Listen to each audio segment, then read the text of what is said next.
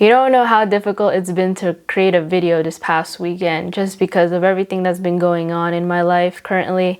I was just very overwhelmed and exhausted, and the last thing I wanted to do is create a video. Nor did I ever promise that I was going to make a video every single day, but I try to because it helps me, it might help you, and it's something I do enjoy. But yesterday I was just not feeling it, and today I feel better. And for everyone who's been asking me how I've been doing, especially with my hand and wrist, this is probably the most supportive thing for my hand and wrist, and I'm very grateful for it, or else I probably would be not as okay. But yeah, I'm alright, still here, still surviving. You told me once to forget the past because it doesn't matter.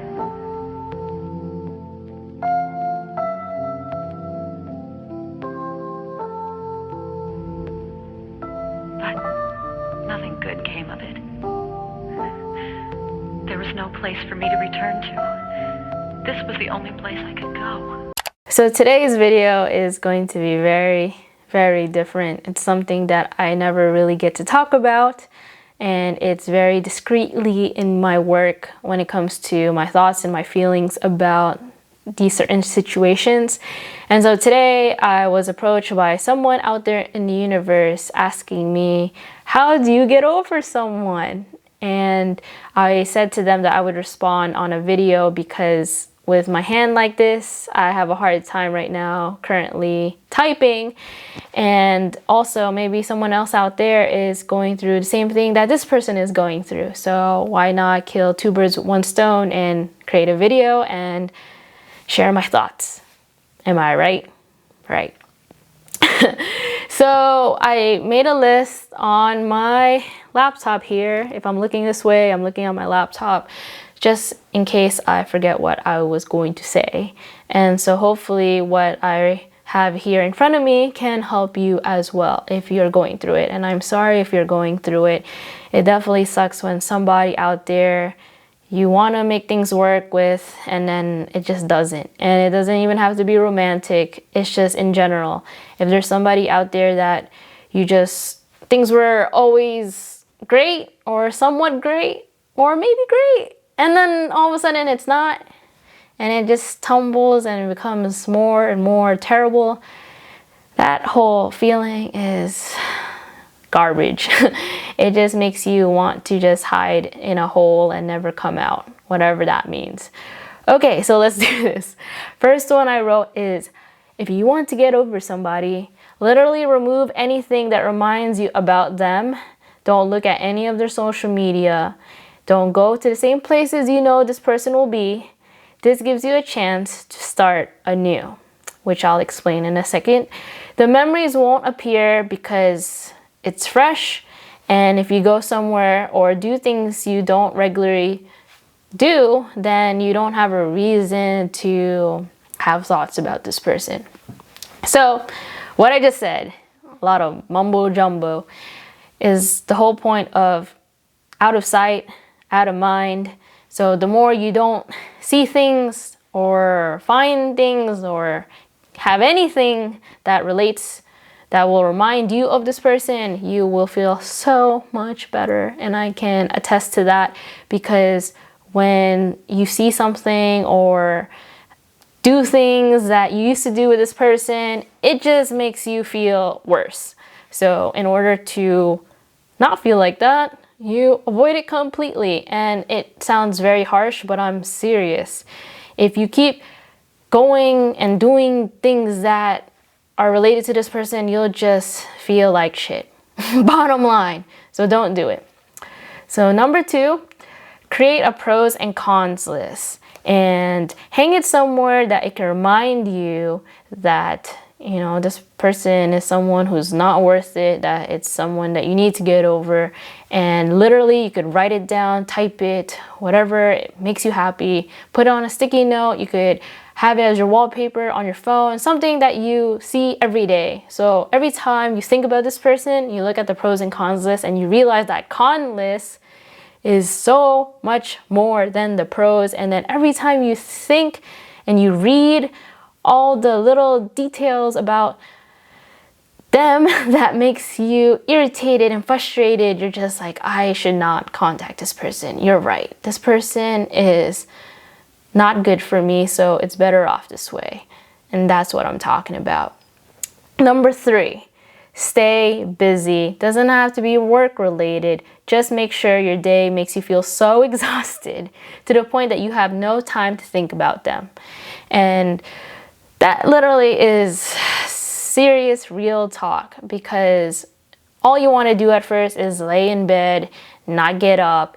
You rather just binge watch a whole series or a movie or what have you, instead of literally doing other things out there in the world that you could possibly be doing and changing lives and stuff like that.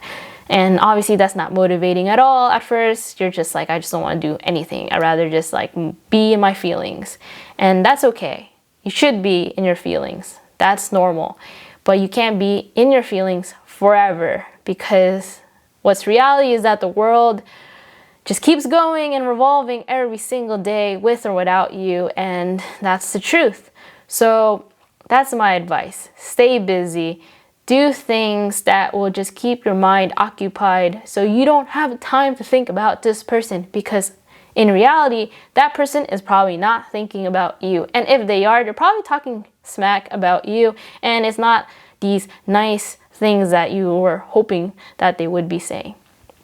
Okay, so the next thing is workout, exercise, and you're just like, I don't want to do that. And for me, I can attest that working out has saved my life than being on medication, but that's a whole nother story.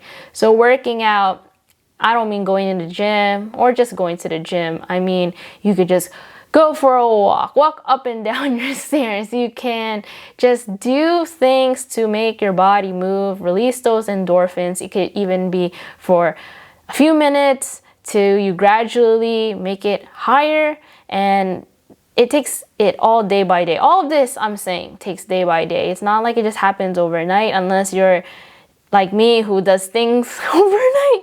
But in general, you should just be able to just move. When your body moves, it feels better than just staying in one place and not doing anything. That's not good. It's not healthy. So don't do it.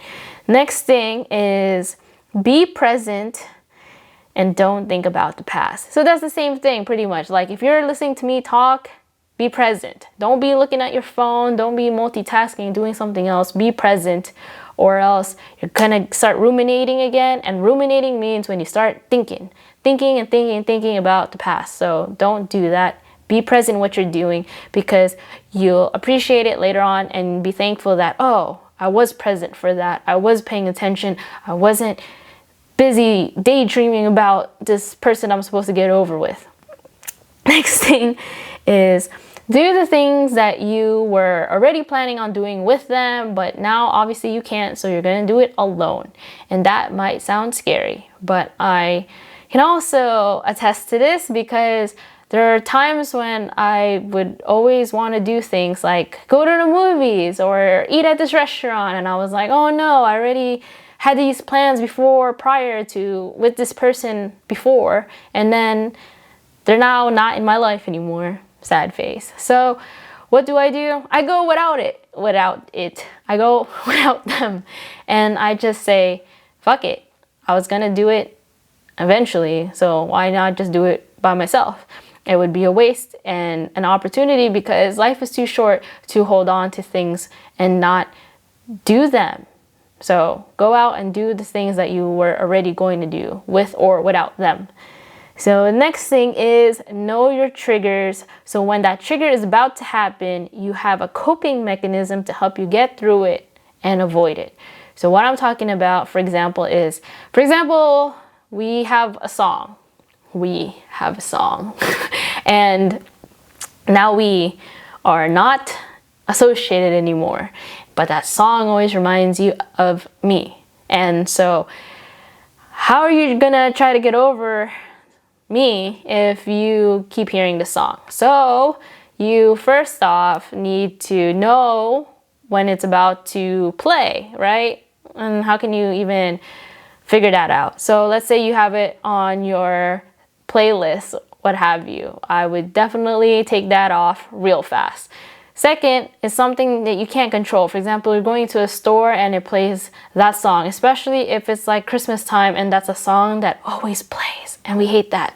So what I would do is, let's say either A, leave the damn store, or B, I would have some sort of headphones or something that will help deflect that song, and then I don't have to actually listen to it, and I can listen to something else and continue shopping. So you have to do what works for you to be able to not be triggered by these things that remind you of this person. Okay, next thing, let people know your boundaries. Don't surround yourself with people who keep reminding you of this person. And I think this one might be one of the hardest ones, because especially if you and this person have mutual friends, and let's say my friend is hanging out with that person, and then that friend comes back to me and tells me all the things that was so amazing that happened at their hangout. And obviously I'm going to start feeling like shit. Then I'm going to start thinking about this person. And then it just keeps going and going the damn cycle, and I get more upset. So I first tell this person, my mutual friend, hey, like, you could still hang out with so-and-so, but like, just do not talk about me. I don't want to know anything about this person, because right now I'm in my feelings, and the last thing I want to know is about this person. And so that person, your friend, your mutual friend, should respect that and be like, oh, okay, cool, and move on. Or, you know, something along those lines. If they don't respect that, which I've experienced multiple times, then I'm just like, I guess we can't be friends either, because you're not respecting my boundaries in order to get better or feel better. And you don't want to be the person that just tells them, because you can't control them and tell them to not hang out with so-and-so. Like, oh, you're not my friend anymore if you still hang out with so-so. They can still be friends, but they have to respect what works for both you and them, that you just don't want to talk or know anything about them. And so knowing your boundaries and letting people know your boundaries is very, very important, and people should respect them, just as you respect other people's boundaries. Next thing that I wrote here, and it's the last one, there's probably a lot more, but this is what I came up with. Know yourself and remind yourself your self-worth, and that it's their loss for why they don't have you in their life anymore. So this has been something has been ongoing in my life for a while, where it's not easy to look in the mirror and remind yourself that I'm shit, because I don't do that. Till this day, I still don't do that. And so what I'm talking about is the fact that when people try to break you down with words or make you feel bad, and telling you all these negative, toxic stuff, and then gaslighting you and making you second guess yourself, all these things, you need to know yourself. You need to know that, hey, this person, whoever is talking all this nonsense, is saying nonsense, and that I know myself, and I know that I did what was right, and I did all that I could, and whatever the case may be, and that whatever this person's saying is just BS. So you got to know your self-worth, and you got to just carry on and move on. So then you get over this person, right? And I think something I just want to add on that I just thought of in the matter of seconds that I was just talking is that it really helps when you work on yourself. And when you work on yourself, you focus on yourself, and you do what makes you happy, in a sense. Yeah, of course, we would hope this other person would make us happy, but you should make yourself happy. And people like to be around happy people, and that's also the truth. And they don't want to be surrounded by any mopey, depressing person. And you could say otherwise, but it's true. And I'm not saying like you got to be on the up and up and not be like your genuine self. I'm saying that you need to just be verse with yourself. Like, you need to just do what works for you. And when people see that you're like glowing and you're doing what makes you happy and fulfilling your dreams, and they're just there being a basic person, then they're gonna be attracted to wanting to reach out and talk to you. I'm not saying the person you're trying to get over. I'm saying people in general are attracted to people who are living their lives and doing great things. But if they see you doing nothing and just feeling sad and pitiful and all these negative things, they just don't want to be around you. They're not going to contact you. So in order to raise the energy up, you just gotta make yourself your so-called best self, or try at least. And you'll also realize a year from now, which is also good, helping yourself with documenting your progress also helps. So if you see the growth and you'll realize a year later you've done so much in order to grow as a person than where you were today after watching this video, you'll see that you didn't need that person to begin with. And it doesn't matter anymore if that person sees your progress. It doesn't matter if that person even acknowledges you again in the future. It just matters about you and yourself. And literally what I'm saying to you, I just remind myself each and every day, because it's also a struggle that I am going through. So you are not alone. There are many people out there who wish that so-and-so would call me back or respond to my texts or will want to hang out with me. But then realistically, they'll never come back. And you just got to accept that. You can't just have these fantasies that people are going to come back when they have shown you signs that they really are done with you and want to have nothing to do with you. And that's also something you gotta learn to deal with alone and by yourself, because it's not worth it. No one wants to be around someone who's chasing after them. They want to be with someone who's successful, who's living life, who everyone else wants to be around, and not just someone who seems like they're begging or seems like they're desperate to have them have their attention. No one wants that. So you got to think about it. Like, if you were in their shoes, it's just like, I don't know. Does that make sense? I just feel like I've just said a lot, but in the end of the day, in the beginning, take it easy. Do what you got to do first in order to somewhat feel better, and then listen to this video again, and then follow that advice, and then come back a year later and then tell me if you've felt better.